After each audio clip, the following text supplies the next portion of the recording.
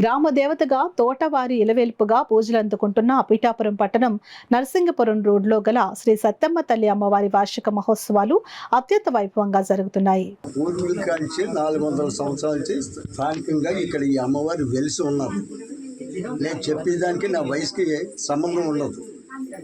ఏమంటే ఈ గుడి కట్టి 4 సంవత్సరాలు అయింది.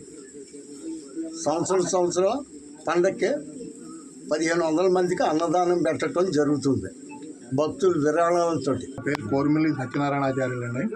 మాది రాజమండ్రి పక్కన కాచేరు గ్రామం. దేవతా విగ్రహాలు తయారు చేయడం మా వృత్తి. ఇక్కడ దేవాలయ నిర్మాణానికి స్థల నిర్ణయానికి ఏ స్థలం బాగుంటుంది ఏంటి చూడాలని చెప్పేసి రప్పించారు. స్థలం చూసాం.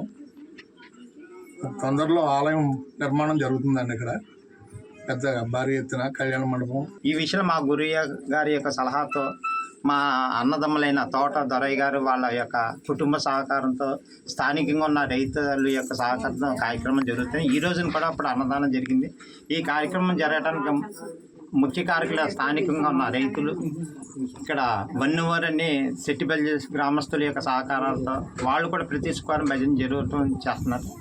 ఆటోమేటిక్గా మన సనాతన ధర్మంలో నిత్యం ఒక అమ్మవారు ఈ యొక్క గుడిలో నామస్మరణ చేయటం, ఆ నామస్మరణ వలన ఆ చుట్టుపక్కల యొక్క ప్రాంతం శాంతి సౌభాగ్యం కలుగుతుంది. ప్లస్ ప్రశాంతత ఉంటుంది. ఎటువంటి రాగద్వేష అతీతం లేకుండా నిర్మలంగా నిశ్చలంగా ఉంటుందని మా గురువుల యొక్క ఆదేశానం మేము కార్యక్రమం చేస్తున్నాం.